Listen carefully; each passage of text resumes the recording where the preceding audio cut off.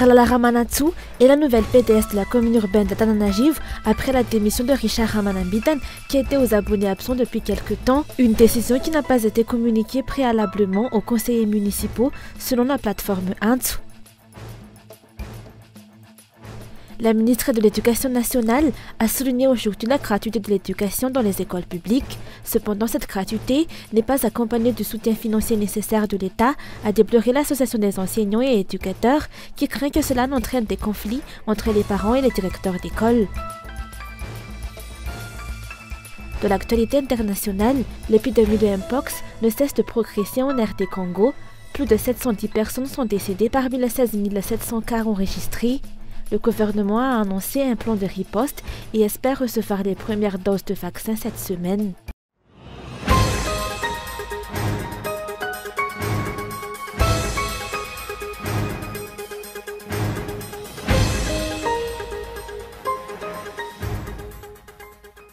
Arlala Ramanatsu est la nouvelle présidente de la délégation spéciale à la tête de la commune urbaine d'Antananarivo.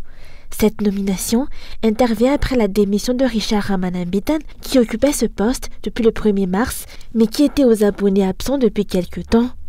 Le décret officialisant cette décision a été adopté hier. Arlala Ramanatsu prend ainsi la relève dans un contexte où de nombreux problèmes restent à résoudre, notamment la dégradation des chaussées, la gestion des ordures et l'organisation des marchés. La plateforme Antsu, qui compte un conseiller spécial au sein du cabinet communal, n'aurait pas été informée de cette décision importante. La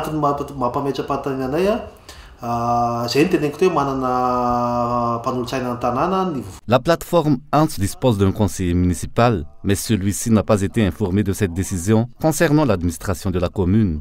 Il est important de rappeler que le PDS est un représentant nommé, tandis que les conseillers municipaux sont élus, tout comme les maires. Suite aux rumeurs entourant l'absence du précédent PDS, aucune explication officielle n'a été donnée par les dirigeants ou le cabinet communal, laissant les élus et la population dans l'incertitude et en attente de la transparence qui devrait prévaloir. La gestion des affaires nationales semble désormais être devenue un jeu et un business sans considération pour la population. Les paroles des dirigeants ne correspondent pas à leurs actions, notamment en ce qui concerne la mise en œuvre d'une véritable décentralisation du pouvoir. De nombreuses communes sont privées de maires et de conseillers depuis 5 ans, mais les autorités ont négligé la réorganisation des élections dans ces communes, malgré une ordonnance du tribunal administratif exigeant leur tenue. À Antananarivo, cependant, si une première nomination de PDS a eu lieu il y a quelques mois, un second vient d'être désigné.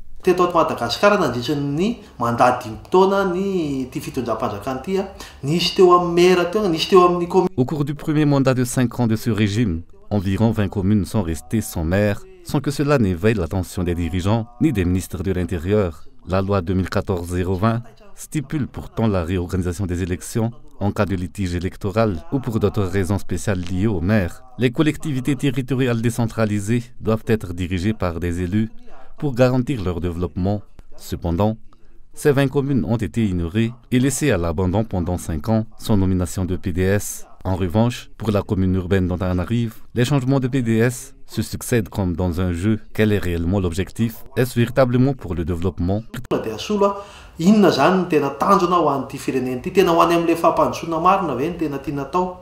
Cette situation démontre que le régime actuel peine à gérer l'administration, ce qui fait que Madagascar continue de rester parmi les pays les moins avancés en matière de développement. Les citoyens d'Antananarivo doivent prendre ces enjeux au sérieux lors de l'élection municipale prévue en décembre prochain. Pour l'instant, l'identité du candidat du parti au pouvoir pour ces élections reste inconnue.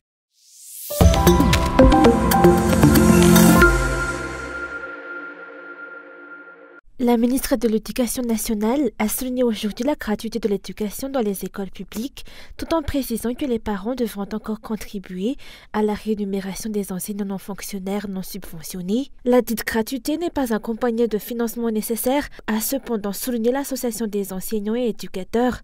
De nombreuses écoles publiques, actuellement entièrement autosuffisantes, faute de fonds gouvernementaux, prélèvent des contributions aux parents pour compenser ce manque. Cette annonce a donc déçu la majorité qui espérait une mesure allégeant les charges des parents. En réalité, il ne s'agissait que d'une nouvelle promesse sans mesure d'accompagnement.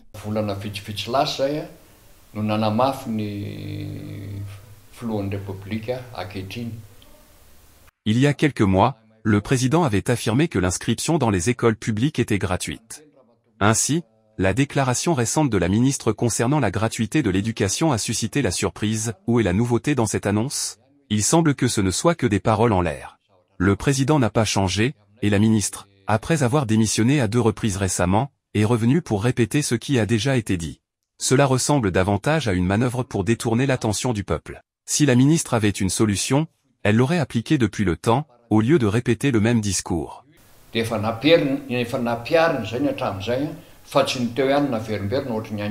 L'article 24 de la Constitution de la 4e République, en vigueur pendant la transition, dirigée par Rajadhwil, stipule que l'éducation publique doit être gratuite pour tous. Mais cette disposition n'a jamais été respectée au cours des 14 dernières années. À l'EPP, on nous exige actuellement 2 seaux de riz et 5 000 arrières avant la rentrée scolaire. Si les parents ne peuvent pas fournir le riz, ils doivent payer 20 000 arrières. Les enseignants suppléants réclament vraiment ces contributions dans chaque foyer. Certains enfants n'ont même pas eu leur bulletin, on ne sait pas s'ils redoublent ou passent en classe supérieure, faute de pouvoir payer les frais requis en raison des difficultés actuelles. La situation est similaire pour les CEG, où il faut payer 50 000 arrières, alors que les familles peinent à acheter l'intégralité des fournitures scolaires nécessaires. Nous tentons de négocier un délai de paiement, car nous sommes déterminés à permettre à nos enfants d'étudier.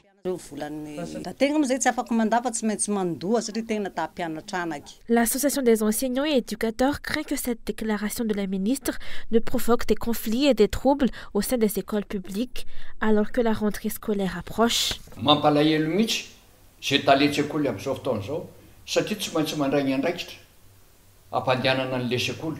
Les directeurs d'école se trouvent dans une situation délicate, car ils doivent assumer la responsabilité de faire fonctionner leurs établissements. Bien que la ministre ait évoqué la contribution des parents pour les écoles ayant des enseignants femmes non subventionnés, la réalité est que, même pour les écoles qui n'en ont pas, les finances restent insuffisantes. Les fonds de la caisse école arrivent parfois en retard ou jamais. En conséquence, les responsables des écoles sont contraints de trouver d'autres moyens pour assurer leur fonctionnement à l'approche de la rentrée scolaire. Dans un contexte où la corruption est exacerbée, les parents accusent parfois les directeurs et responsables de réclamer de l'argent pour les détourner. Cependant, ces accusations ne tiennent pas compte du fait que les directeurs doivent faire fonctionner les écoles en l'absence des ressources nécessaires.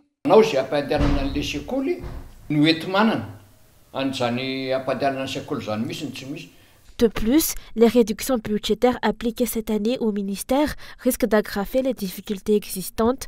On se demande quel miracle les autorités vont réaliser pour mettre en œuvre toutes leurs belles promesses. Cette situation démontre que le secteur de l'éducation n'est toujours pas une priorité pour le régime Rajadhwil.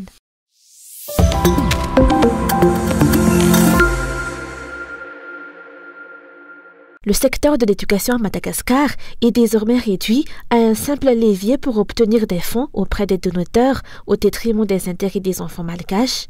C'est ce qu'a déploré aujourd'hui les acteurs de l'éducation qui mettent en garde contre un déclin continu du système éducatif. Le nombre d'enfants scolarisés va diminuer, tandis que le taux d'abandon scolaire va augmenter si les dirigeants ne modifient pas leur approche. Si les responsables de l'éducation continuent à se concentrer principalement sur la recherche de gains, le système éducatif restera un levier pour générer des fonds. Ainsi, les projets éducatifs se concentrent souvent sur ceux qui sont financièrement soutenus sans tenir compte de leur pertinence ou de leur adéquation avec les besoins des enfants malgaches ou de la société malgache. Le système éducatif est orienté en fonction des financements disponibles.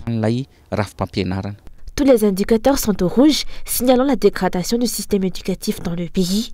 La Banque mondiale a constaté la mauvaise qualité de l'éducation, comme en témoigne son rapport de début d'année, révélant que 96% des enfants âgés de 6 à 10 ans présentent des lacunes en lecture à la fin de l'école primaire.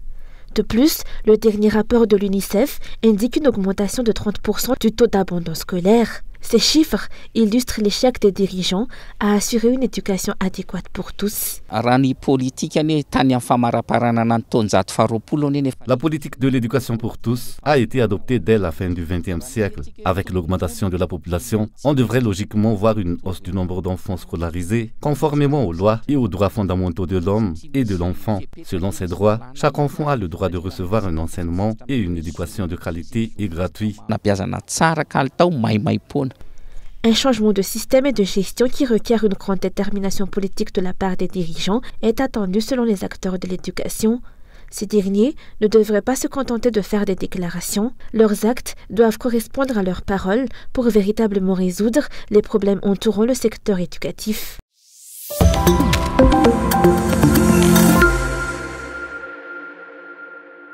Le recul et les problèmes actuels du pays résultent des diverses décisions économiques prises par le régime en place, a déclaré le coordinateur national du parti HVM et président du Sénat sous le régime de Erazo Narmapian. Selon lui, la pratique de rejeter les responsabilités par les dirigeants actuels n'est pas nouvelle.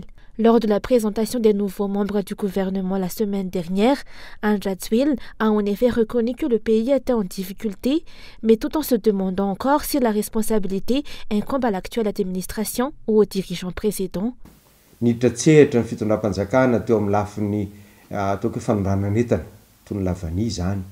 Les dirigeants se sont impliqués dans le secteur de l'exportation, dans les filières de la vanille, du litchi et bien d'autres. Ils ont exploité ces secteurs et ont accordé des avantages aux sociétés publiques qu'ils ont créées, une pratique qui avait été abandonnée depuis les années 90, mais qu'ils ont réintroduite. Est-ce que cela a été efficace? Les indicateurs de développement montrent un recul dans divers domaines, tels que la culture, l'intellectuel, le respect et l'administration. Ce qui est intriguant, c'est que chaque fois qu'un haut fonctionnaire, un ministre ou un directeur général change, on annonce que la lutte contre la corruption sera une priorité. Pourtant, le président répète cette promesse depuis des années. On se demande alors si les anciens ministres et directeurs généraux n'ont pas effectivement combattu la corruption.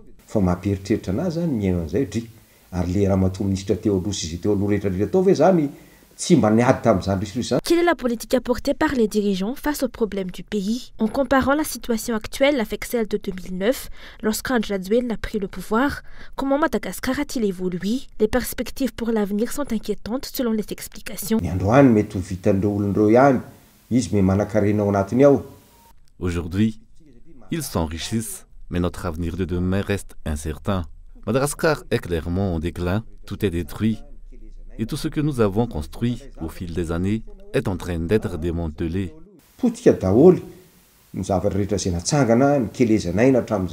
Anjadzwil dirige Madagascar depuis 12 ans. Si l'on calcule à partir de sa prise de direction du gouvernement de transition en 2009, dès lors, il n'a cessé de promettre que le pays se développerait coûte que coûte, mais la réalité semble bien différente. Le secteur de l'exportation est gravement affecté, comme en témoigne la baisse de 30,7% des exportations de vanille et de clous de girofle au cours des 3 premiers mois de 2024, selon la note de conjoncture économique de la Banque centrale. La corruption de haut niveau continue de s'accroître et la dette de l'État malgache ne cesse de grimper. Ces éléments montrent que Madagascar s'appauvrit et que le pays est en dégringolade dans tous les aspects.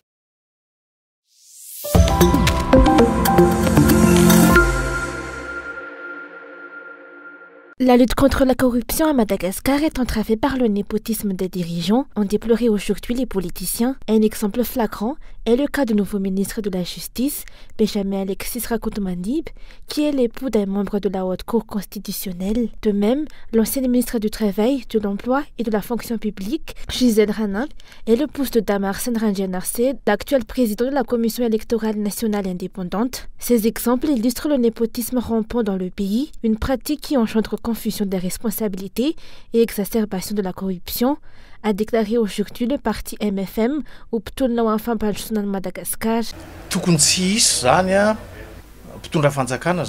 Les dirigeants ne devraient pas faire preuve de népotisme pour favoriser des membres de leur famille ou leurs proches.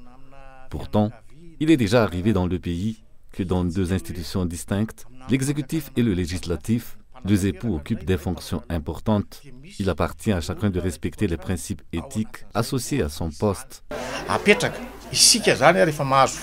Pour la cellule de crise Jovy Madagascar, la lutte contre la corruption restera un rêve inaccessible pour Madagascar tant qu'il n'y a pas de politique claire de mise en œuvre par les dirigeants. Il ne s'agit pas seulement de faire des déclarations verbales, mais de mettre en place un travail concret et tangible.